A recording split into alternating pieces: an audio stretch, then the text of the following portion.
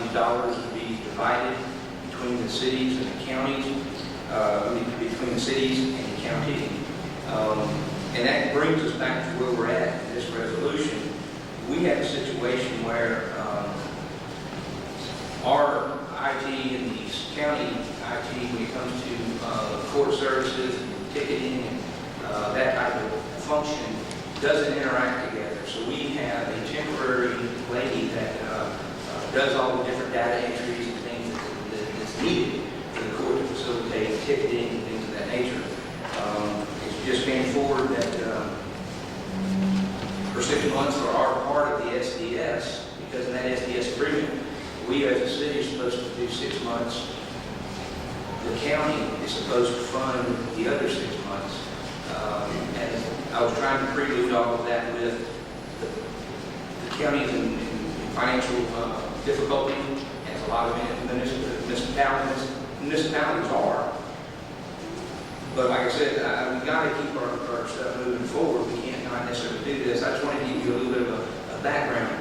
The county is basically, in my opinion, arm-barring the city by not wanting to pick up their second 6 months under our agreement of SDS delivers our service delivery strategy.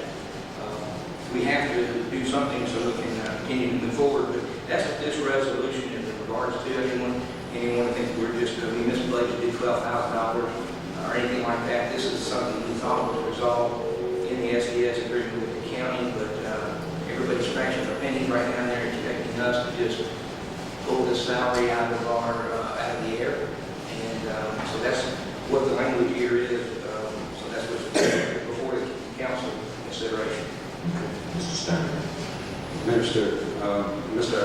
Miller, if you'll correct me please if I'm wrong, it's my understanding that the city court revenue is significantly down, and that's what I sent to you, Mayor Stewart, and every member of the council this morning to try and determine what the actual number is. My understanding is somewhere about minus 33, 34%. So my question is, if we're down in revenue, is there a real necessity to hire this person at all on a continuing basis or temporary basis? Well, I think from what I understand, the police officers, well, you guys don't count them here, but I understand that the way that the system works, I mean, if we don't have that clerk there, we're probably going to get even less percent. She's got to be there generating that stuff there. This is just, I think it's like Mark said, this is more of an admin struggle over the SDS and stuff, and she's a very, very needed person down there, and that's when our dad will be behind us on a turnaround. From my understanding, our city clerks makes a part of them, and somebody else will probably have to go do it. It's just more of a housekeeping thing to turn around and do it. Minister, Yeah. if we're down 33% revenue, how do we cover our salaries? Maybe get $1,000 fine for putting stickers on the car.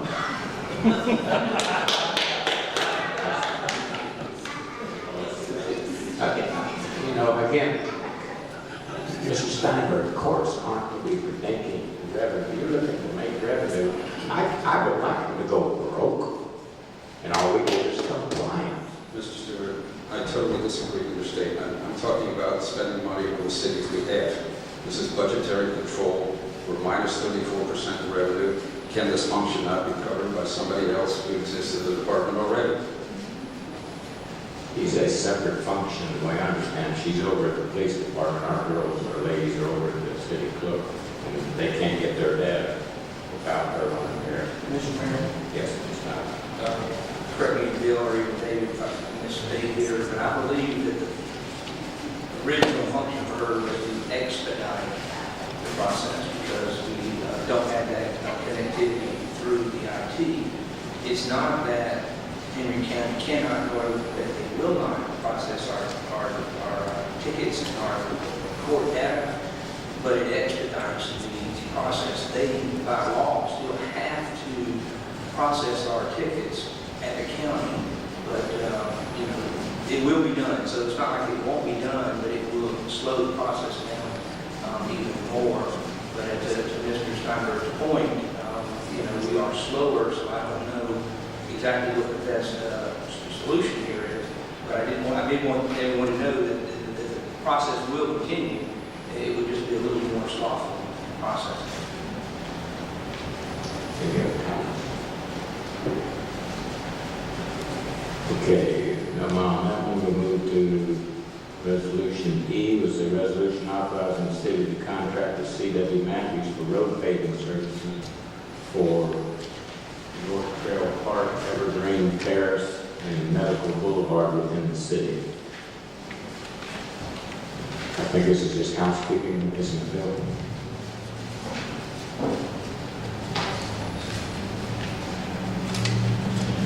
Mr. Mayor, it is housekeeping to a certain extent. I'm going to have to defer on the specifics to Mr. Milliron, but generally, what you've got here is a contract for road work. It involves basically 3 separate portions. One is striping, one is repaving, and then there's a third portion, I don't recall what it is, but the contractor is concerned about the cost of the actual asphalt being put down, which is the vast majority of the money that we'll be paying for this work. And so that this contract, I think, is being covered primarily by state funds. So what the contractor asked was that they be paid a certain amount for the striping and the other portion of the contract, which we had already agreed to, and then be paid on a per unit basis for the cost of the asphalt, so that they don't suffer from a large jump in the asphalt price. And considering that this is common practice in this area, that's the way I redrafted the documentation. And perhaps David has some more specifics that the council wants. Mayor and Council, to sort of give you a visual picture, if you paint a house, painters come out, they give you an estimate to paint the house.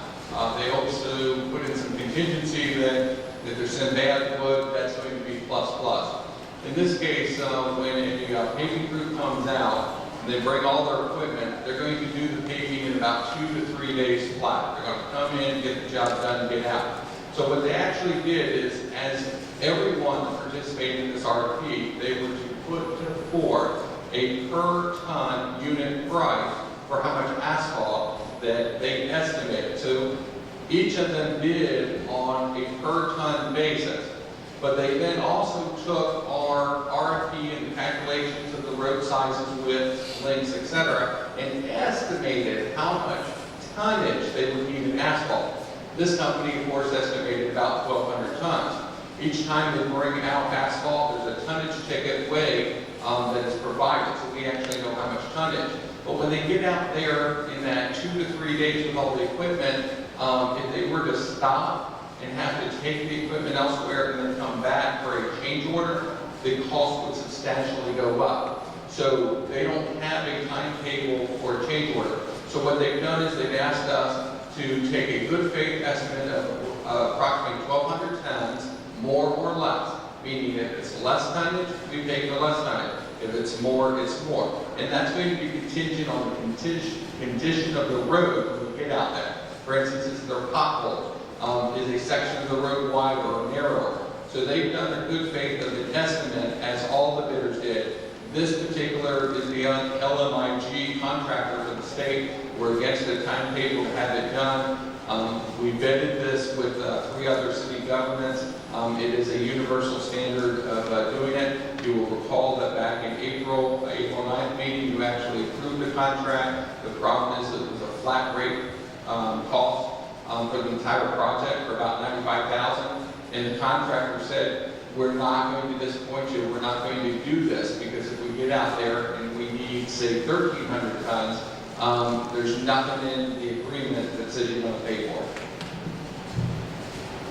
Okay, we'll move on, because we got the resolution to get it straight so they can continue. We gotta get the electric going. And this needs to be quicker, we lose the money, supposedly.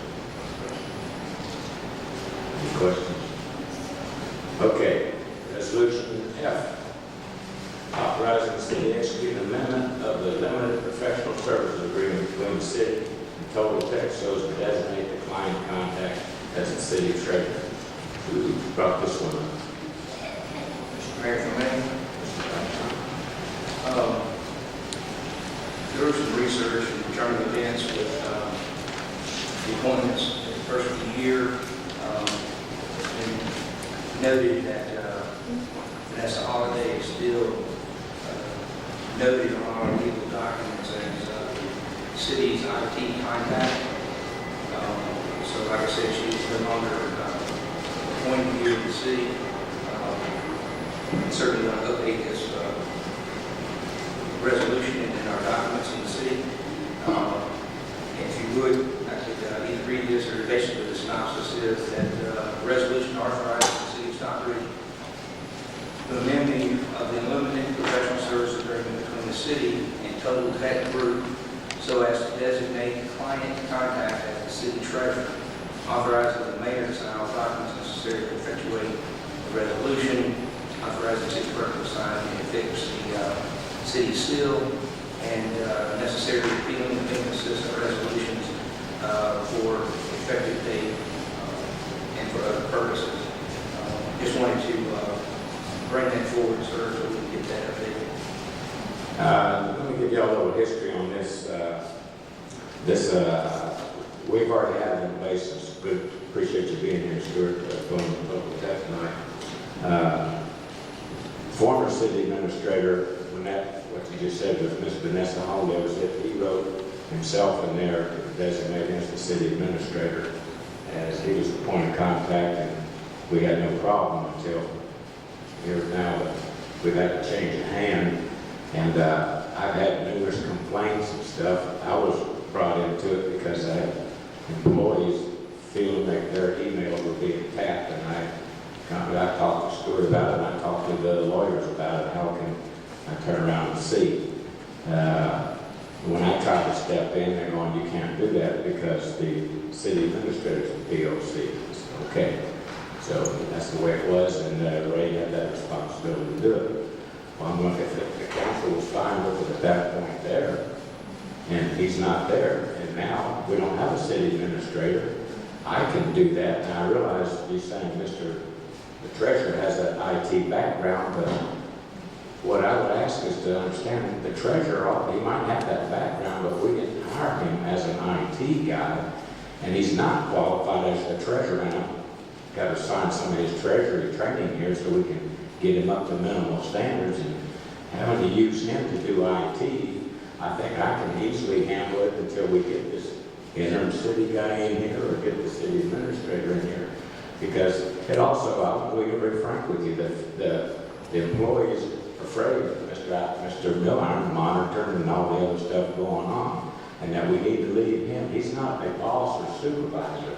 He just is in the Treasury Department, and we need to leave it in the administrative side of it there. We have the city clerk. It was Ms. Nicole couldn't turn around and do it. That's who took Vanessa's place. Or if they don't like that, then the city administrator stepped up, and I have no problem. I don't want to do it, that's for sure. I can't still it. I have to call them all the time. I have a hard time turning my computer on and off.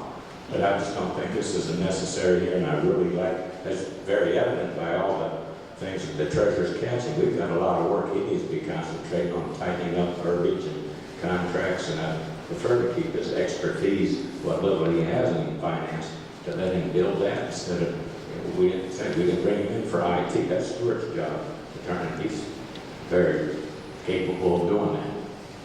Mr. Mayor, Mr. Alcott.